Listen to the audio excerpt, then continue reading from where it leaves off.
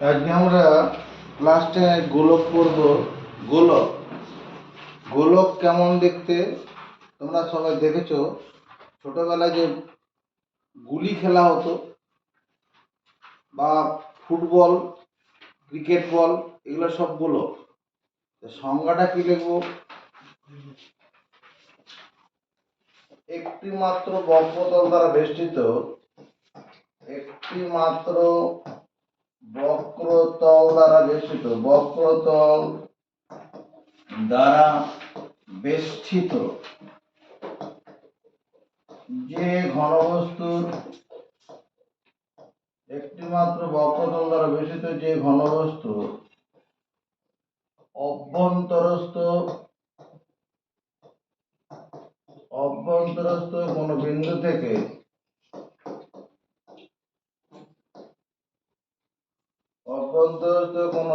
থেকে বক্রতলটির উপরিস্থ সকল বিন্দুর দূরত্ব সমান, সকল বিন্দুর দূরত্ব সমান তাকে বলে গোলক।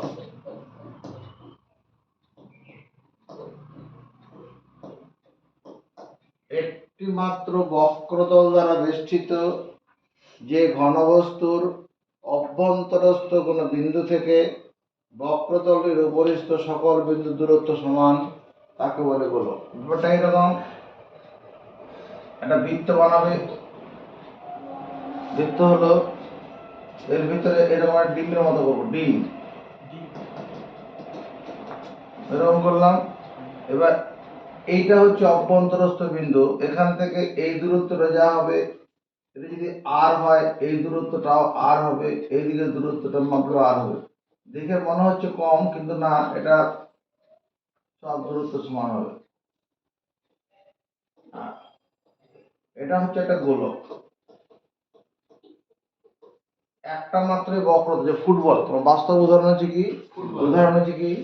Football, football, cricket ball, cricket ball, short পাট,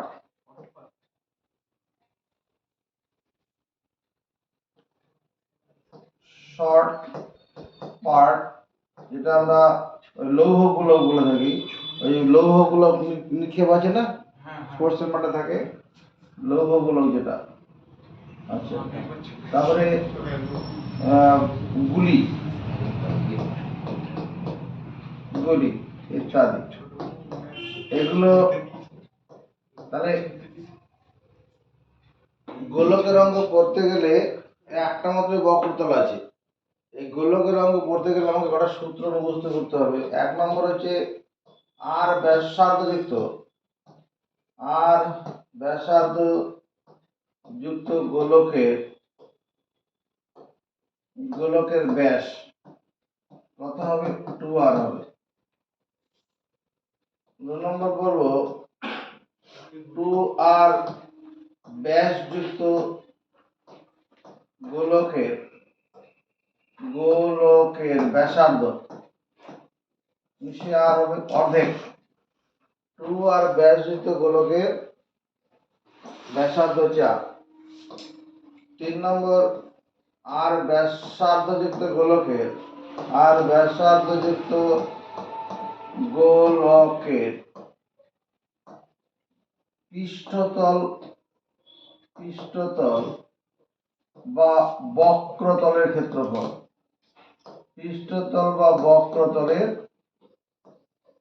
ক্ষেত্রফল, এটা হবে 4πr², বা এটাকে আমরা লিখবো 4 × 22/7 r × আর ব্যাসার্ধযুক্ত গোলকের পৃষ্ঠতল বা বক্রতলের ক্ষেত্রফল। এটা একটা গোলক বানালাম। এবার এটা হচ্ছে কেন্দ্র, গোলকের কেন্দ্র। এটা এখান থেকে এই দূরত্বটা মনে করো আর আছে, তাহলে P পৃষ্ঠতল বা বক্রতলের ক্ষেত্রফল। পৃষ্ঠতল কোনটা? এই বাইরের যে পিঠটা আছে, এই বাইরের পিঠটা হচ্ছে পৃষ্ঠতল, যেটা এই পৃষ্ঠতলের ক্ষেত্রফল কত? 4 পাই আর স্কয়ার।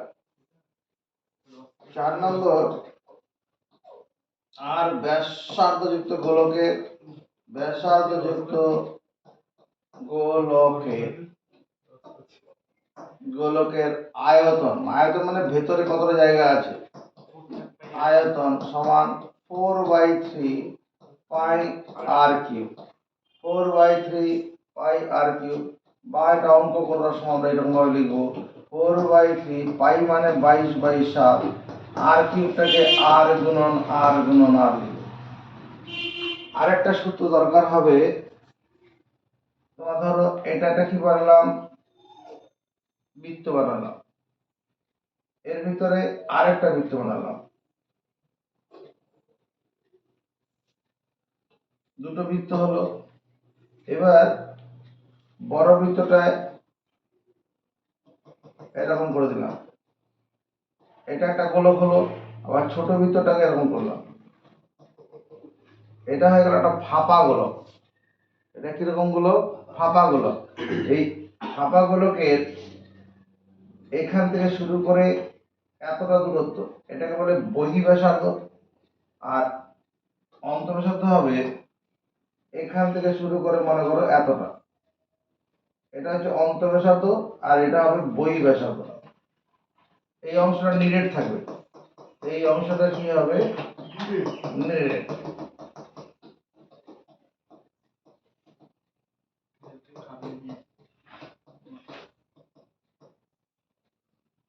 এই অংশটা নিরেট।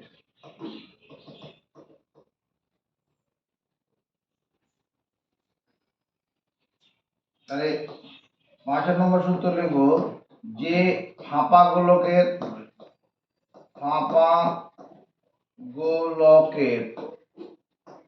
বহিঃব্যাসার্ধ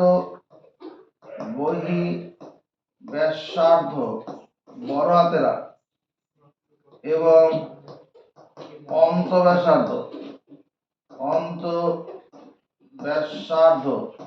ছোট হাতের আর, তার আয়তন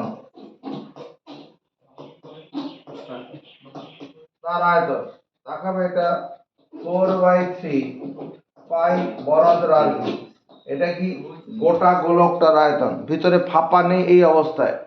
আর ভিতরে যে ছোট্ট গোলকটা আছে, ভিতরে যে ছোট গোলক, এটা হচ্ছে ভিতরে ছোট গোলকটা। এই ভিতরে ছোট গোলকটার আয়তন কত হবে? ভিতরে ছোট গোলকটার আয়তন হচ্ছে 4/3 পাই ছোট হাতের আর কি। যদি এই বড় গোলকটা থেকে ভিতরে গোলকটাকে বের করে নেওয়া হয়, বড় গোলকটাকে ভিতরে গোলকটা বের করে নেওয়া হয়, তখন হয়ে যাবে ফাঁপা গোলক। অর্থাৎ বের করে নেওয়া মানে বিয়োগ করে দেওয়া। তাহলে এখানে কি কমন যাচ্ছে? 4/3 পাই কমন যাবে, ব্র্যাকেটে পড়ে থাকবে বড় হাতের আর কিউব মাইনাস ছোট হাতের আর কিউব। এটা হচ্ছে ফাঁপা গোলকের আয়তন বের করার সূত্র। এর সঙ্গে আমরা যেটা পড়ে নেব, আরেকটা সূত্র আবার লাগবে। কি লাগবে? তোমার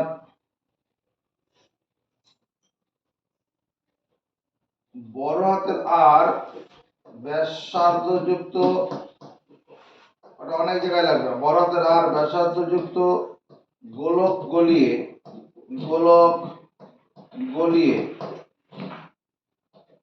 ছোট হাতের আর ব্যাসার্ধ যুক্ত যে কয়টি গোলক পাওয়া যাবে তার সংখ্যা সমান কত হবে? বড় হাতের আর কিউব বাই ছোট হাতের আর কিউব। এটা লিখলেই হবে। বড় হাতের আর ব্যাসার্ধযুক্ত গোলক গলিয়ে ছোট হাতের আর ব্যাসার্ধযুক্ত যে কয়টি গোলক পাওয়া যাবে সেটা বড় হাতের আর কিউব বাই ছোট হাতের আর কিউব। কেন এটা হয়? কারণ দেখো, বড় হাতের আর ব্যাসার্ধযুক্ত গোলকের আয়তন কত? 4/3 পাই বড় হাতের আর কিউব, আর ছোট হাতের আর ব্যাসার্ধযুক্ত গোলকের আয়তন 4/3 পাই ছোট হাতের আর কিউব। এখানে এই অংশটা কেটে যাবে, কেটে গেলে আর কিউব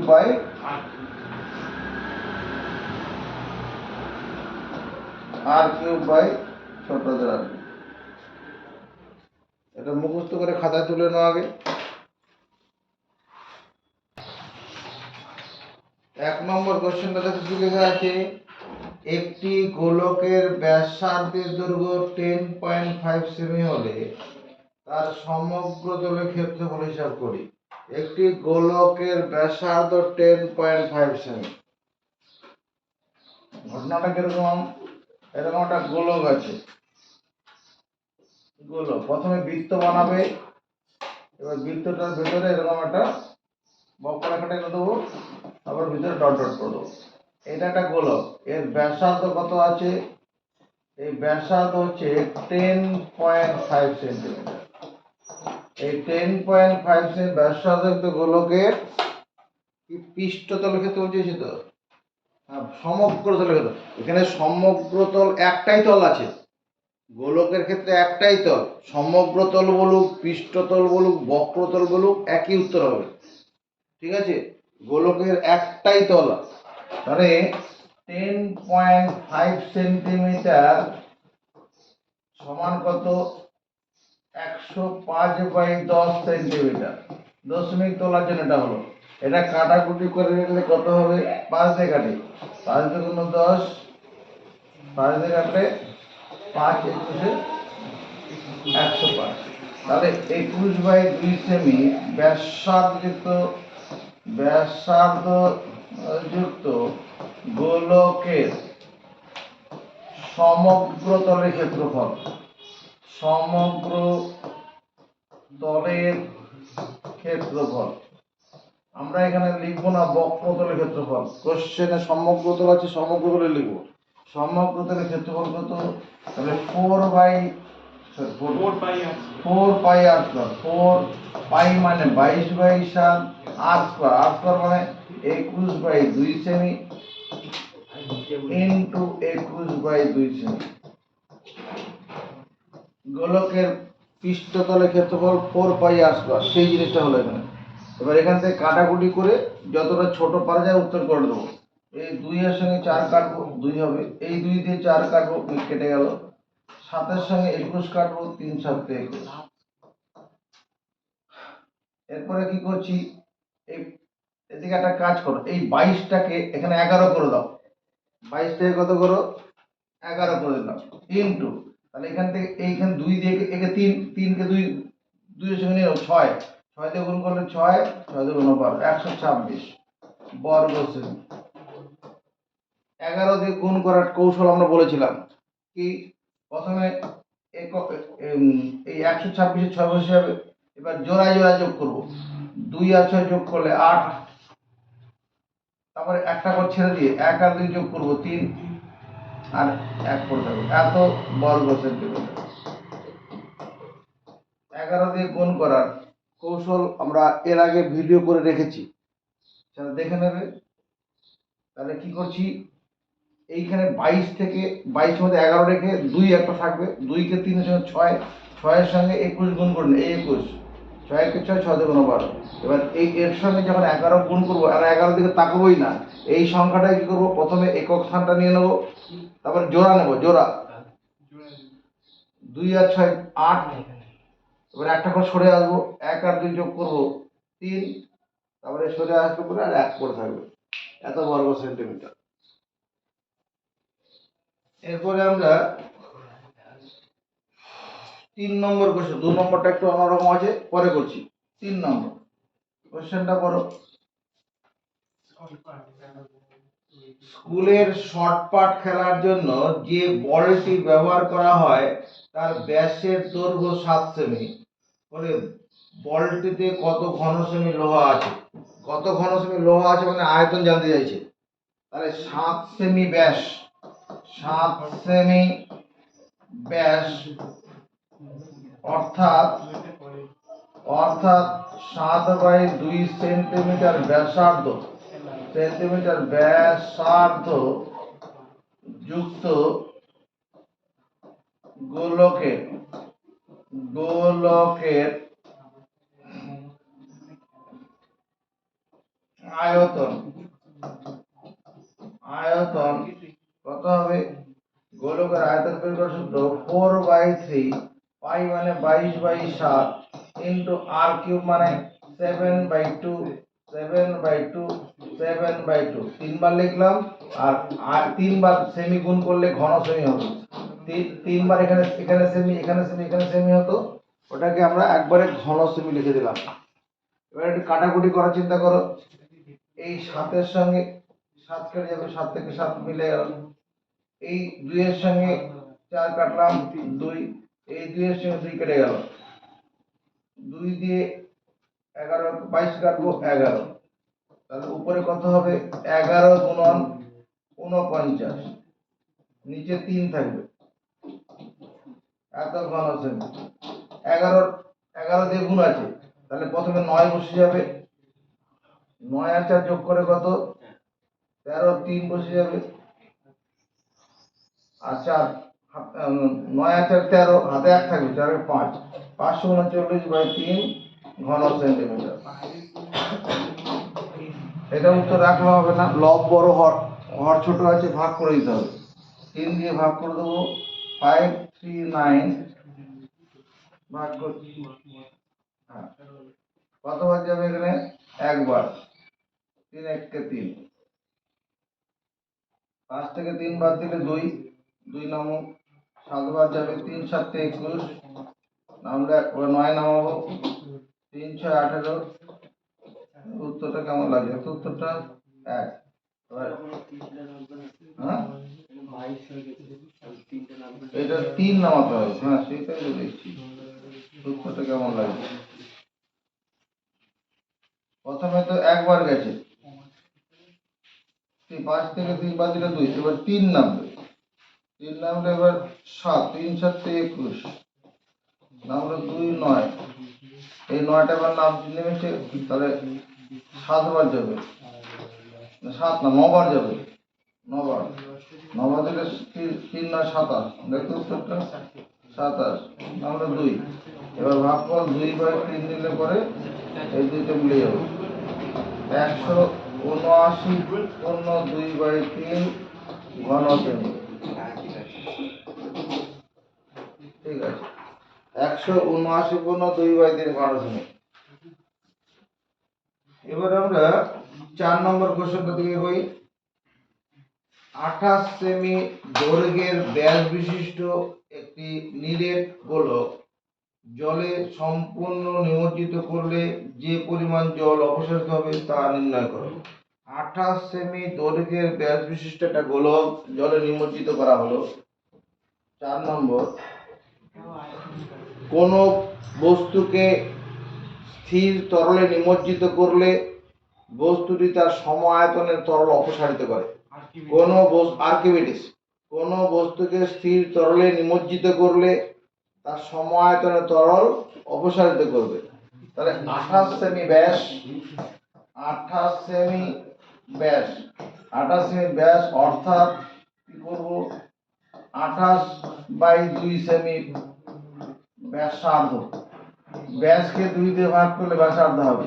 28/2 ব্যাসার্ধ মানে কি? আসলে 14 সেমি ব্যাসার্ধ। 14 সেমি ব্যাসার্ধ যুক্ত গোলককে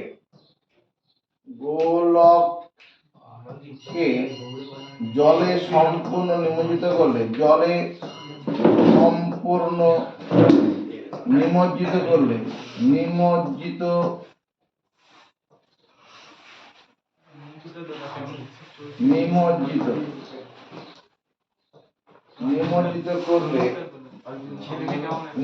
করলে কি হবে? জল নিমজ্জিত করলে যে পরিমাণ জল অপসারিত করবে, জল অপসারিত করবে তার পরিমাণ কি হবে?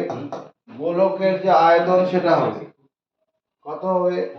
4/3 পাই, পাই মানে 22/7, আর মানে 14, গুণন 14 গুণন 14 এত ঘন সেন্টিমিটার। 7 দিয়ে 21 কে কাটি, 3 7 তে 21, ওই 7 দুগুণ 14, 7 দুগুণ 14 দুবার। আর তো কিছু কাটছে না দেখছি, ঠিক আছে। তাহলে এই 14 আর 14 গুণ করলে কত হবে? এখানে 14 14 গুণ করলে 196 হবে। একটা কাজ করছি, 114 14 গুণ করলে এই দুটোর গুণফল 196। এখানে 22 এর মধ্যে এখানে 11 রাখি, তাহলে এখানে 22 থেকে 11 রাখলে মানে 2 একে দিয়ে দাও, 8 8 দুগুণ 16, এত বাই 3 ঘন সেমি।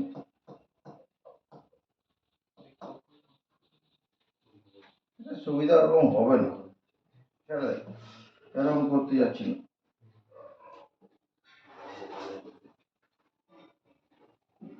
এমনি গুণ করি, 22 আর 4 গুণ করলে কত? 88। 88 এর সঙ্গে 2 গুণ করলে কত হবে? 88 দিয়ে 176 গুণন 196 বাই 3 এত ঘন সেমি। তাই হবে না?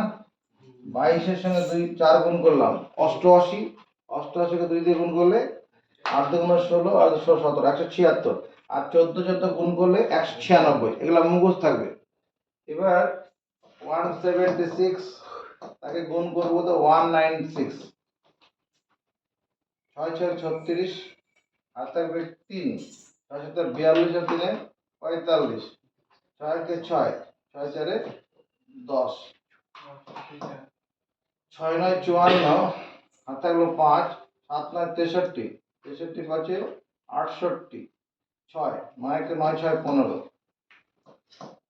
6 7 1, 6 9 উত্তর দেখবি 4 আর থাকবো 1 8 8 আর 6 14 আর 3। এই সংখ্যাটা কি করবো? 3 দিয়ে ভাগ করতে হবে। 3 1 কে 3 নামলো 4, আবার 3 একবার যাবে, 3 1 কে 3 14, 3 4 12 12 2 9 3 9 27, ভুল হচ্ছে নাকি? 27 2 6 9 3 8 24, 2 90 আর 2/3 ভাগ করলে এটা মিলে যাবে। তার মানে 11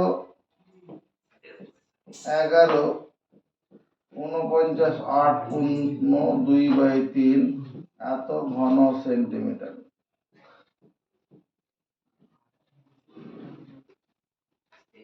এই বাক্যটা মুখস্থ করে নাও। 28 সেমি ব্যাস, অর্থাৎ আমাকে ব্যাসার্ধ দিয়ে করে নিতে হবে, কারণ সূত্রগুলো আমরা ব্যাসার্ধ দিয়ে মুখস্থ করেছি। তো ব্যাসকে ব্যাসার্ধ করলে 2 দিয়ে ভাগ করতে হবে, তাহলে 28/2 সেমি ব্যাসার্ধ মানে 14 সেমি ব্যাসার্ধ। গোলককে জলে সম্পূর্ণ নিমজ্জিত করলে যে পরিমাণ জল অপসারিত করবে, জল যত তুলবে আর কি উপর দিকে উপছে দেবে, তার পরিমাণ সমান কি 4/3 পাই আর কিউব। গোলকের আয়তন যেটা সেটা। 7 নম্বর কোশ্চেনটা তুমি রাখো।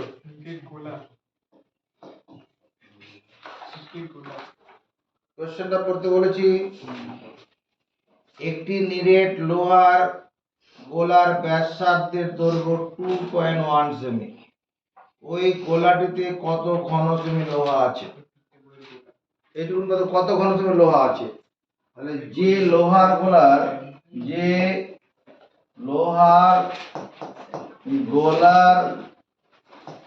ব্যাসার্ধ কত? 21/10 সেমি। 21 যে লোহার গোলার ব্যাসার্ধ 21/10 সেমি, তাতে থাকা লোহার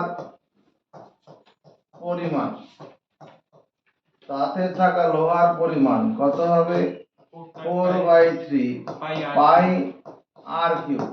21/10 21/10 21/10 এত ঘন সেন্টিমিটার। সেমি সেমি 3 বার না লেগে একবার ঘন সেমি। এখানে একটা জিনিস করলে ভুল হয়ে যাবে, এই যে 10 গুলো আছে এই 10-এর সঙ্গে এই 4 22 এরা কাটবে না, ওই অবস্থায় থাকুক, ওটা সুবিধা নেব। এটা 7-এর সঙ্গে 21 কাটলাম 3, 3-এর সঙ্গে 3 কেটে গেল, তাহলে উপরে কত হচ্ছে এখানে আমাদের 4 আর 22 গুণ করলে 88, আর 21 আর 21 গুণ করলে 441, 21 21 গুণ করলে কত 441, আর নিচে কত 1000, 3টা 10-এর গুণ করলে 1000, এত ঘন সেন্টিমিটার। চল কাগজ কলম ছাড়া গুণ করবো। এই যে 88 আছে, এই 88 থেকে 11 রেখে তাহলে 8 একে দিয়ে দিতে হবে, একে 8 দিয়ে দাও, 8 একে 8, 4 একে 32, 32 32-এ 2 হাতে কি ছিল না 3, এটা 32 আর 3-এ 35, এত বাই 1000 ঘন সেমি। 11 দিয়ে গুণ করার টেকনিক বলেছিলাম, এই 11 চেপে দাও, একে আর 11 কাজে লাগাবো না, কি করব, এই প্রথমে 8 বসলো, আবার জোড়া 8 আর 2 10, হাতে 1 থাকলো, পরে আবার একটা ঘর ছেড়ে গিয়ে আসবো, 7 আর 1 8, 7 আর 5 আর 2 7, হাতে ছিল 1 8 8, আবার এক ঘর সরে আসবো, 3 আর 5 8, হাতে কিছু ছিল না তো, 8 এর 8 আর 3, আর এখানে 1000 দিয়ে ভাগ মানে 3 ঘর দশমিক আগে বসবে, এত ঘন সেমি। 11 দিয়ে গুণ করার টেকনিক, ফর্মুলা বলে দিই। ফর্মুলা মনে কর 11 গুণন, এখানে কি আছে এ বি সি ডি, 4 অঙ্কের একটা সংখ্যা আছে, 11 গুণন এ বি সি ডি আছে। প্রথমে কি করব, ডি কে লিখবো, এই যে ডিটাকে লিখবো ওখানে, তারপরে কি করছি সি প্লাস ডি এর একক স্থান লিখবো, একক স্থানীয় অঙ্ক, স্থানীয় অঙ্ক। সি আর ডি যোগ করলে যেটা হবে, এই সি আর ডি যোগ করলে যেটা হবে তার একক স্থানীয় অঙ্কটা লিখবো। যেমন এই যে 2 আর 8 যোগ করলে 10, 10-এর শূন্যটা হচ্ছে একক স্থানীয় অঙ্ক। বেশ, তারপরে কি করবো, এক ঘর ছেড়ে আসবো, BC, B plus C plus হাতে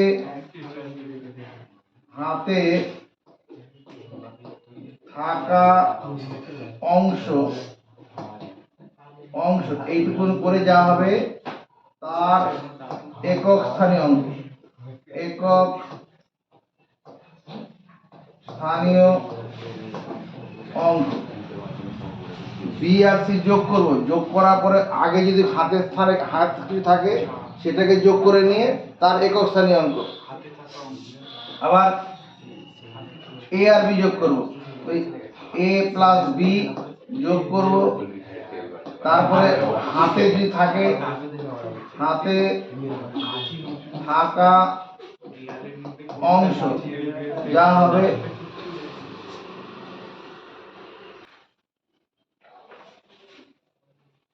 এবার বি আর সি যোগ করলাম, একটা করে ঘর সেরে আসছি, বি আর সি যোগ করব, হাতে থাকা অংশ সেটাকে যোগ করে নেব, তার একক স্থানীয় অঙ্ক, তার একক স্থানীয় অঙ্ক। শেষে তারপরে কি করতে হবে, এই যে এ আছে এ লিখবো প্লাস হাতে থাকা অংশ, হাতে থাকা অংশ, এটা যোগ করে নেব, উত্তর হয়ে যাবে। এখানে সেটাই হয়েছে। 11 দিয়ে 3528 কে গুণ করেছি। প্রথমে কি করলাম, 8, প্রথমে একক স্থানটা বসাবো, এই যে ডি বসাবো, ডি বসিয়ে দিয়েছি, তারপরে জোড়া 2 আর 8 যোগ করে 10, 10-এর একক স্থানে শূন্য আছে, শূন্য নিলাম, হাতে 1 থাকলো, এবার একটা করে সরে আসবো, 2 এর সঙ্গে 5 যোগ করবো, 2 এর সঙ্গে 5 যোগ 7, হাতে ছিল 1, 8 বসালাম, 8 বসানো হয়ে গেল, হাতে কিছু থাকছে না, আবার এক ঘর সরে আসো, 3 আর 5 যোগ করবো 8, 8 বসিয়ে দিলাম, হাতে কিছু নেই, আর 3, এই যে এই সূত্র অনুসারে হয়ে গেল, কোনো আলাদা জায়গায় গুণ করতে যেতে হবে না। আরো এরকম শর্ট ভিডিও দেখতে, অঙ্ক দেখতে আমাদের ইউটিউব চ্যানেল আছে, সেখানে দেখে নেবে। তো সেটা মন্ডল পাঠশালাতে সেটা পাওয়া যাবে। এটা আমাদের কি হলো 7 নম্বরে এই লোহার গোলাটাতে কতটা লোহা আছে পেয়ে গেলাম। হিসাব করে লিখি, লোহার গোলার বক্রতলের ক্ষেত্রফল নির্ণয় করি। আর বক্রতলের ক্ষেত্রফল, বক্রতলের ক্ষেত্রফল, বক্রতলের ক্ষেত্রফলে কি বলবো, 4 বক্রতলের ক্ষেত্রফল সূত্র কি 4 পাই r স্কয়ার। আর মানে কত এখানে 21/10 ইনটু 21/10 এত, তাহলে বর্গ সেমি হবে, বর্গ সেমি। 7 এর সঙ্গে 21 কাটি 3, নিচে কত 100, উপরে সুবিধা নেব। এদিকে তাকাও, এখানে 22 এর মধ্যে এখানে 11 রাখি, 22 এর মধ্যে 11 থাকবে, এখানে 4 ইনটু 21 আর 3 গুণ করলে কত 63, এত বর্গ সেমি। 22 থেকে ভুল হলো তো, 22 এর মধ্যে 11 রেখেছি, তাহলে পরে এই 4টা এখানে 8 করে দিতে হতো। আমি 22 এর মধ্যে 11 রেখেছি, তাহলে 2টাকে এই 8 4 এর সঙ্গে দিয়ে দেবো, 8 হয়ে যাবে। আর 3 আর 21 গুণ করলে 63, তাহলে 8 দিয়ে গুণ করো, 3 8 24, আর থাকবে কত 24 এর 4 আর 6 টা 48, মানে 50 গুণন 11 বাই 100, এত বর্গ সেমি। বেশ, এবার ওই আগে এই 11 দেখুন, 3টা অঙ্ক আছে, প্রথমে 4 এর 4 বসে যাবে, 0 আর 4 যোগ করে 4 হবে। এবার একটা করে ছেড়ে আসবো, 5 এর সঙ্গে যোগ করে 5 হবে, একটা করে 5, আর তাকে 100 দিয়ে ভাগ করা মানে 2 ঘর আগে দশমিক, এত বর্গ সেন্টিমিটার। এখানে আর একটা কথা বলছি, এই 8 এর সঙ্গে 63 গুণ, 8 এর সঙ্গে 63 গুণ, এটাকে আমি, তুমি ভাবতে পারো কি 60 প্লাস 3, 63 কে 60 প্লাস 3, এটা তাহলে ভাবলে বলো 6 এটা 48, 48 মানে 480, এটা মাথায় থাকবে, লিখতে হবে না। আর কত 3 8 24, অর্থাৎ এই 480 এর সঙ্গে 24 যোগ করলাম 500, মানে প্রথমে 24 এর 20 যোগ করে নাও, 20 যোগ করলে পরে 500 হয়ে যাবে, 504। এইভাবেও করবো না, আবার আরেকটা জিনিস শেখানো হয়েছে কদিন আগে, মনে করো 63 গুণন 1, 63 গুণন 2, 63 গুণন 3, 63 গুণন 4, 63 গুণন 5, 63 গুণন 6, 63 গুণন 7, 63 গুণন 8, 63 গুণন 9 এর পরে আসবে। এটা করার জন্য আলাদা একটা টেকনিক, এর আগের একটা ভিডিওতে আমি করেছি এরকম, এই 1 এর সঙ্গে 6 কে গুণ করে নাও, গুণ করলে 6 থাকলো, আর এই 3 এর সঙ্গে 1 গুণ করো, 3 1 কে 3, 63, এই 2 এর সঙ্গে 6 কে গুণ করো 12, আর 3 দুগুণে 6, এই যা দিয়ে গুণ করতে হবে সামনের সংখ্যাটা গুণ করব, আর তারপরে মানে একক স্থানের সঙ্গে 2 কে গুণ করব, তাহলে 6 দুগুণে 12 আর 3 দুগুণে 6, এর বেলায় কি 3 এর সঙ্গে 6 কে গুণ করব 18, 18 নয় মানে 189, এখানে গুণ করলে কত 4 দিয়ে 4 6 24, 424 বসাবে না, 24 বসবে তো, কিন্তু এখানে 3 আর 4 গুণ করলে কত 12 হবে, 12 2 বসাবো, আর একটাকে আগের সঙ্গে 24 সঙ্গে 25 করে দেবো। আবার বলছি, এই যে 4 দিয়ে গুণ 4 6 24, 24 বসালাম না এখানে, কেন বসালাম না, এই 3 আর 4 গুণ করলে কত 12 পাবো, 12 2 কে রাখবো, আর যে একটাকে 24 সঙ্গে দিয়ে দেবো 25, ফিনিশ। এখানে দেখো 5 6 30, পরে তো 15 পাচ্ছি, এখানে 1 রেখে 31 করে দেবো, 5 6 30, আর 15 থেকে 1 নিতে কোনো অসুবিধা নেই, 30 আর 31, আর একক স্থানে বসে গেল। এখানে একই রকম 6 6 36, 8 18, এখানে 18 8 রাখবো, আর এখানে 36 এর 37 করবো, ফিনিশ।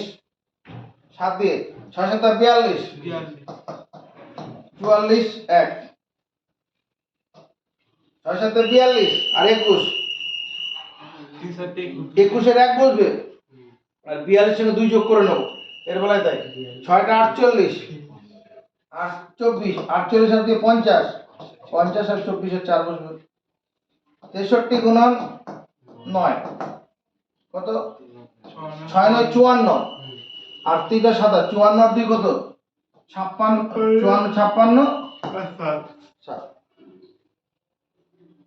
এই সমস্ত ভিডিও একটা করা আছে নাম্বার টেবিল বলে লেখা আছে শুধু 9 এর ঘর পর্যন্ত যদি নামটা মুখস্থ থাকে 99 পর্যন্ত নামটা আর মুখস্থ করার জন্য কষ্ট করতে হবে না যদি 1 থেকে 9 পর্যন্ত মুখস্থ থাকে 99 পর্যন্ত নামটা মুখস্থ করা আর কষ্ট করতে হবে না তার জন্য ওই মন্ডল পাঠশালায় যাবে নাম্বার মানে টেবিল লেখা আছে এই গত সপ্তাহে করেছি দেখে নেবে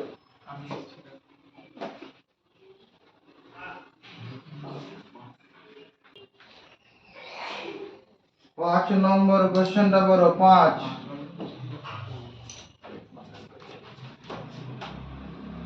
কোন গোলাকার গ্যাস বেলুন ফুলানোর সময় তার ব্যাসার্ধের দৈর্ঘ্য 7 সেমি থেকে 21 সেমি হলো বেলুনটির পূর্বের ও পরের সমগ্র তলের ক্ষেত্রফল অনুপাত নির্ণয় করি একটা গ্যাস বেলুন যখন ফুলানো হচ্ছে এরকম আর কি বেলুনটা ফুলানোর সময় প্রথমে এইরকম সাইজ ছিল পরে এটা ফুলিয়ে এইরকম সাইজ করে দেওয়া হয়েছে এরকম ব্যাপারটা আছে যখন গ্যাস বেলুনটা ফুলানো শুরু করা হয় তখন এইটুকু সাইজ ছিল তাকাও এদিকে এই এই এরকম গোলক আকৃতি হয়ে ফুলছে এটা ব্যাসার্ধ কত ছিল 7 সেন্টিমিটার পরে যখন বড় করে দেওয়া হলো ফুলিয়ে তখন এইরকম হয়ে গেল তখন এর ব্যাসার্ধ হয়েছে কত 21 সেন্টিমিটার কোশ্চেন কি জানা যাচ্ছে বেলুন দুটির পূর্বের ও পরের বক্রতলের ক্ষেত্রফলের অনুপাত কত প্রশ্নানুসারে বেলুনের পূর্বের পৃষ্ঠতলের ক্ষেত্রফল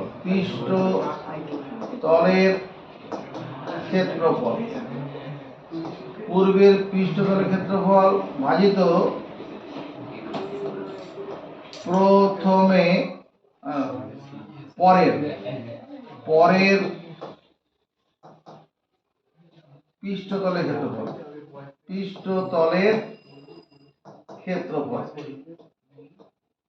পূর্বের পৃষ্ঠতলের ক্ষেত্রফল কি 4 পাই আর এখানে 7 সেমি ছিল 7 সেমি তার হোল স্কয়ার আর পরের পৃষ্ঠতলের ক্ষেত্রফল কত হবে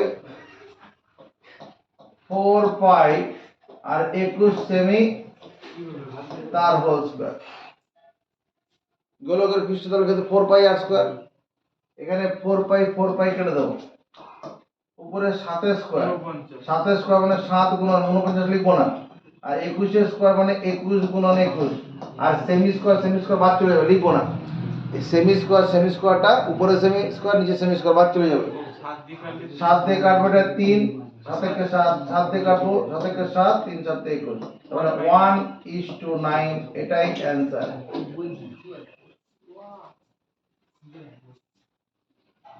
এবার আমরা উপরে একটা অঙ্ক ছেড়ে এসেছিলাম 2 নম্বর অঙ্কটার দিকে নজর দেবো 2 নম্বর অঙ্কটার দিকে নজর দেবো একটি চামড়ার বল তৈরি করতে প্রতি বর্গ সেমি 17.50 টাকা হিসাবে চামড়ার বল তৈরি করতে এটা চামড়ার বল তৈরি করা হবে নজর রাখ এদিকে দেখো একটা বল আছে এটা চামড়ার বল বানাবো এটাকে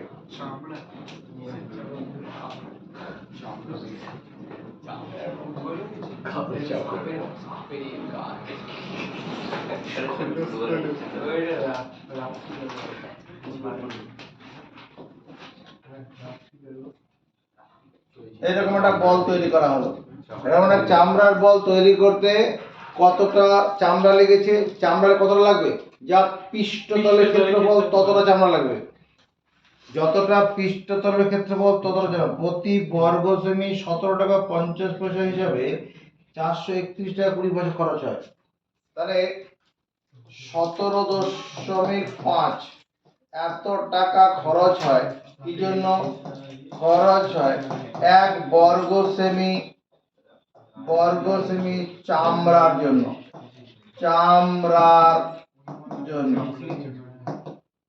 কি বলছি? 17.5 টাকা খরচ হয় এক বর্গ সেমি চামড়ার জন্য। তাহলে 1 টাকা খরচ কি জন্য হবে? 1 টাকা খরচ হয় কম বর্গ সেমি হবে 1/17.5 এত বর্গ সেমি চামড়ার জন্য। চামড়ার বল তৈরি করতে কত খরচ হয়েছে? 431 টাকা 20 পয়সা। তাহলে 431.2 এত টাকা খরচ হবে কি জন্য? এখানে 2 এর পর শূন্য না দিলেও হবে। খরচ কত বেশি চামড়া হবে? তাহলে 431.2 ভাজিত 17.5 এত বর্গ সেমি চামড়ার জন্য। এবার কি করবো দেখো, উপরে দশমিক আছে এক ঘর আগে, নিচেও দশমিক এক ঘর আগে আছে, নজর পড়ে দশমিক এক ঘর করে উপরে আছে, এই দশমিক তুলে দেবো। তুলে দিলে কি হবে? 4312 ভাজিত 17.5। এটা কাটাকুটি করে ছোট করতে চেষ্টা করতে পারি। উপরে তো 3 দিয়ে কাটছে, 3 দিয়ে না কাটবে না, তো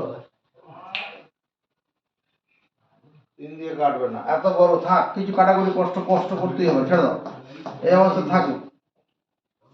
এত বর্গ সেমি চামড়া, তাহলে অতএব 4 পাই মানে 22/7 ইন্টু r স্কয়ার। এটা তো 4 পাই r স্কয়ার মানে কি? গোলকের পৃষ্ঠতলের ক্ষেত্রফল। তাহলে এটাই তো এই চামড়ার সঙ্গে সমান হবে। এখান থেকে কাটাকুটি করে ছোট করে নেই। সমান চিহ্ন দুদিকে তারপর নিচে কাটবে। সমান চিহ্ন দুদিকে নিচে কাটে। এই 7 এর সঙ্গে এটা কেটে যাবে। 7 × 14, 17 থেকে 14 হলে 3, 5 7 35। সমান চিহ্ন দিয়ে উপরে কাটে। কোন সংখ্যার শেষ দুটি অঙ্ক শূন্য হলে বা শেষ দুটি অঙ্ক দ্বারা গঠিত সংখ্যা 4 দিয়ে বিভাজ্য হলে সংখ্যাটি 4 দিয়ে ভাগ যায়। কোন সংখ্যার শেষ দুটি অঙ্ক শূন্য হলে বা শেষ দুটি অঙ্ক দ্বারা গঠিত সংখ্যা 4 দিয়ে বিভাজ্য হলে সংখ্যাটি 4 দিয়ে ভাগ যাবে। এই যে 4212 যে সংখ্যাটা আছে, এর শেষ দুটি অঙ্ক দ্বারা গঠিত সংখ্যা কত? 12। 12 মানে 4 দিয়ে ভাগ যাবে, তাহলে গোটা সংখ্যাটা 4 দিয়ে ভাগ যাবে। 4 দিয়ে ভাগ দিই, 4 1 4, 4 10 এ 40, 4 10 এ 40 থাকবে 3 31, 4 7 এ 28, 31 থেকে 28 চলে গেলে 3 4 32। দেখো আবার সংখ্যাটা 11 দিয়ে কাটবে, 11 দিয়ে না 2 দিয়ে কাটবে, নেই 2 দিয়ে কাটলে এটা 11, এটা 2 দিয়ে কাটলে কত হবে? 5 2 × 10, 3 2 × 6, 9 2 × 18। এবার যে সংখ্যাটা থাকলো ওটা 11 দিয়ে কেটে যাবে। কি আমার পেলাম? 11 r স্কয়ার ইকুয়াল টু 539/25 আছে এত বর্গ সেন্টিমিটার।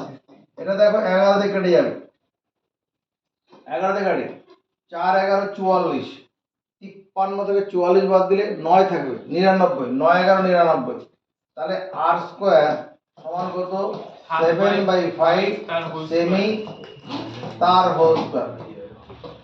49 এর বর্গমূল 7, 25 এর বর্গমূল 5, আর বর্গ সেমির বর্গমূল করলে সেমি হবে, জোড়া থেকে একটা।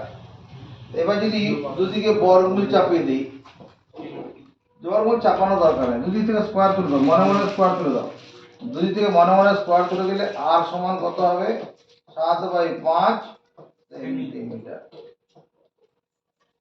কি জানতে চাইছিল? ব্যাস না ব্যাসার্ধ?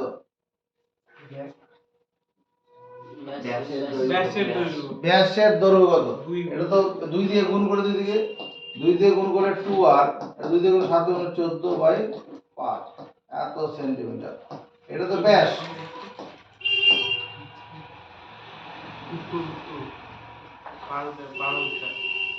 ব্যাস 2r মানে ব্যাস। এবার এখানে দেখো 14/5 আছে তো, উপর নিচে একটা 2 দিয়ে গুণ করি, উপরে 2 দিয়ে গুণ করে নিচে 2 দিয়ে গুণ, উপরে 2 দিয়ে গুণ করলে 28, নিচে 2 দিয়ে গুণ করলে 10, এত সেন্টিমিটার।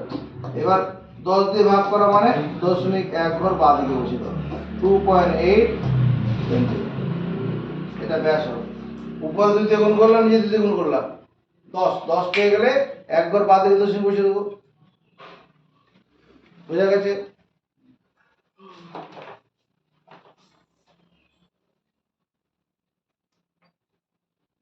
এটা করে নে, পরে বলছি।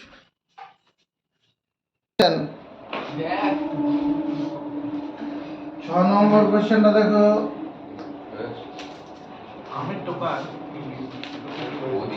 বলছে অর্ধ গোলাকৃতি বাটি তৈরি করতে 127.2/7 বর্গ সেমি পাত লেগেছে। বাটিটির খোলা মুখের ব্যাসের দৈর্ঘ্য হিসাব করি। একটি অর্ধ গোলাকৃতি বাটি, এদিকে তাকালে এরকম একটা বাটি, এরকম একটা বাটি, এই বাটিটা তৈরি করতে কতটা পাত লেগেছে? 127.2/3 বর্গ সেমি। বাটিটির খোলা মুখের ব্যাস, এটা যে খোলা মুখ, এই ব্যাসটা জানতে চাইছে, এই ব্যাসের দৈর্ঘ্য জানতে চাইছে, খোলা মুখের ব্যাসের দৈর্ঘ্য জানতে চাইছে। প্রশ্নানুসারে আমি যে সূত্রগুলো লিখেছিলাম,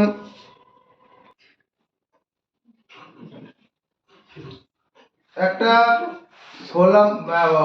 একটা বাটি তৈরি করতে কতটা পাত লেগেছে? 127.2/3 বর্গ সেন্টিমিটার।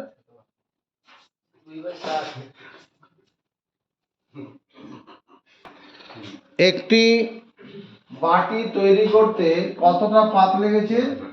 তোমার 127.2/7 নাকি 2/7 না 2/3 আছে? 2/7 এত বর্গ সেমি, এতটা পাত লেগেছে। বলছে বাটিটির খোলা মুখের ব্যাসের দৈর্ঘ্য কত? আমি এদিকে তাকাও, এটা আমরা এটা কি জিনিস করেছিলাম? এটা করেছিলাম গোলক।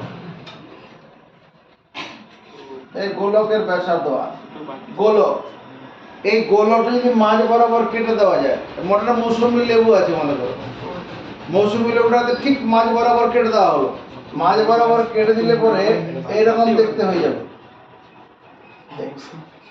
এটাকে মাঝ বরাবর কাটলে এরকম দেখতে হবে। এটা হয়ে গেল অর্ধ গোলক। এটা যদি পূর্ণ গোলক থাকে এটা অর্ধ গোলক, অর্ধ গোলক, এটা হচ্ছে অর্ধ গোলক। তো আর ব্যাসার্ধযুক্ত অর্ধ গোলকের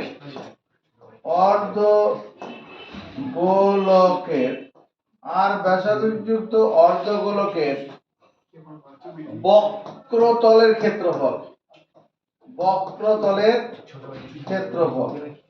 আর ব্যাসার্ধযুক্ত অর্ধগোলকের বক্রতলের ক্ষেত্রফল সূত্র হচ্ছে 2πr²। পূর্ণ গোলক হলে 4πr², অর্ধগোলক হলে 2πr², অর্ধেক হবে। এবার আরেকটা সূত্র বলছি, আর ব্যাসার্ধযুক্ত নিরেট অর্ধগোলকের, অর্ধগোলক করার কি লিখছি, নিরেট নিরেট অর্ধ গোলকের আর ব্যাসার্ধযুক্ত নিরেট অর্ধগোলকের তোমার সমগ্র তলের ক্ষেত্রফল। ব্যাপারটা কিরকম হলো? সমগ্র তল, একটা নিরেট অর্ধগোলকের তল দুটো আছে, নিরেট অর্ধগোলকের তল দুটো আছে।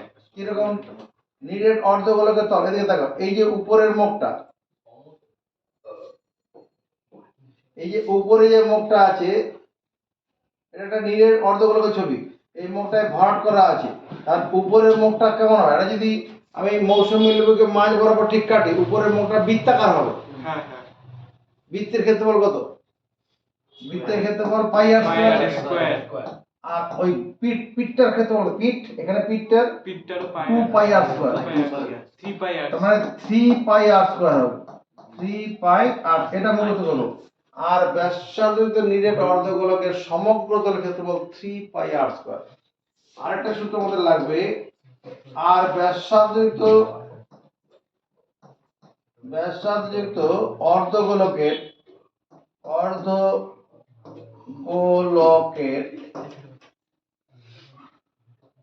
আয়তন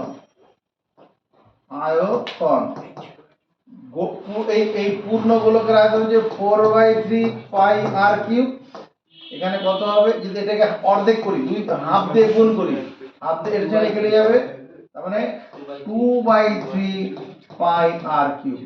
এগুলো মুখস্থ করে নেব। আর ব্যাসার্ধযুক্ত অর্ধগোলকের আয়তন 2/3 পাই আর কিউব। যদি সমগ্রতল হয়, নিরেট অর্ধগোলক হলে সমগ্রতলের উপর আসবে। নিরেট অর্ধগোলকের কটা তল আছে? দুটো তল। নিরেট অর্ধগোলকের দুটো তল, উপরে একটা সমতল, একটা বক্রতল। দুটো তল, একটা সমতল, একটা বক্রতল। এই উপরের তলটা হচ্ছে সমতল, আর নিচেরটা হচ্ছে বক্রতল। এখানে চলে যাই। এই বাটি খোলা মুখ বাটি, মানে এটা নিরেট নয়। এটা তৈরি করতে ও পিঠটা যতরকম আছে ততটাই পাতলা লাগবে। প্রশ্নানুসারে আমি এরকম লিখতে পারি, প্রশ্নানুসারে 2 × 22/7 ইন্টু আর স্কোয়ার, এটা সমান 127.2/7 বর্গ সেন্টিমিটার। সমর্থন পাই। এবার এটা 2 × 22/7 ইন্টু আর স্কোয়ার, এখানে 7 দিয়ে গুণ করো, 7 7 49, 49 তার সঙ্গে দুটো যোগ করে নিতে হবে তো। 49 আর 2 51, 51 বসিয়ে দিলাম। 7 × 2 = 14, 14 আর ওদের হাতে 14 হাতে কত থাকবে? 5, 14 5 19, হাত থাকবে 1, 7 থেকে 7 আর একে 8 ভাজিত 7, এত বর্গ সেমি। প্রথমে এই 7 এর সঙ্গে এটা গুণ করতে হয়, গুণ করে যা হবে তার সঙ্গে 2 যোগ করা। আমি একবারে করেছি। সমান চিহ্ন দুদিকে নিচে নিচে কাটবে, সমান চিহ্ন দুদিকে নিচে নিচে কাটবে, আর উপরে উপরে কাটবে। এটা আমি মনে করার জন্য, বোঝার জন্য, মনে রাখার জন্য বলি। একটা বেঞ্চ আছে, বেঞ্চের দুপাশে দুজন আছে, দুজন বন্ধু দু জায়গা, দুজন বন্ধু কখনো ঝামেলা লেগে গেল, এরকম হয় কখনো ঝামেলা লেগে গেছে, দুটো ছেলের মধ্যে ঝামেলা লাগলো, বেঞ্চের দুপাশে আছে, বেঞ্চটা সমান চিহ্ন, তার মধ্যে মধ্যে মারপিট যদি লাগে, কিভাবে লাগতে পারে? মারপিট লাগলে পায়ে পায়ে একে অপরকে লাথালাথি করতে পারে, এরকম নিচে নিচে, আবার উপরে মাথা মাথা ঠোকাঠুকি করতে পারে। আর যদি একদিকে সমান চিহ্ন একদিকে নিজের মাথা নিজের পায়ের সঙ্গে লাগাতে পারে, এরকম ওরকম ওই সমান চিহ্ন দুদিকে উপরে উপরে কাটে, নিচে নিচে কাটে। এরপর কি করব? এই সংখ্যাটা দেখো 11 দিয়ে কেটে যাবে। 11 দিয়ে, এটাকে 11 দিয়ে কাটলে কত হবে? 2। একে 11 দিয়ে কাটি, 8 11 88, 89 থেকে 80 চলে গেলে 11, 11 11, তার মানে 2r হোল স্কয়ার ইকুয়াল 81 বর্গমূল হচ্ছে 9 সেমি হোল স্কয়ার। তার মানে 2r equal to 9 semi. 2r টা আসলে কি? ব্যাস। আর এখানে আমার এই 8টা ব্যাসার্ধের কাজ করেছে, ব্যাস কত? 9 সেমি। তার মানে এটা খোলা মুখের ব্যাস, খোলা মুখের ব্যাস।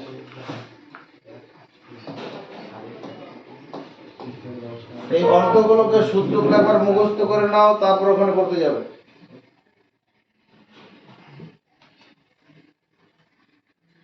এখানে একটা কথা বলে দিলে ভালো হয়, একটা ফাঁপা অর্ধগোলক আছে, নজর দিকে, ফাঁপা অর্ধগোলক, ফাঁপা ফাঁপা ফাঁপা, এখানে ভিতরে কিছু নেই, ফাঁপা অর্ধগোলক। ফাঁপা অর্ধগোলকের দুটো তল আছে, ফাঁপা অর্ধগোলকের দুটো তল, ফাঁপা অর্ধগোলকের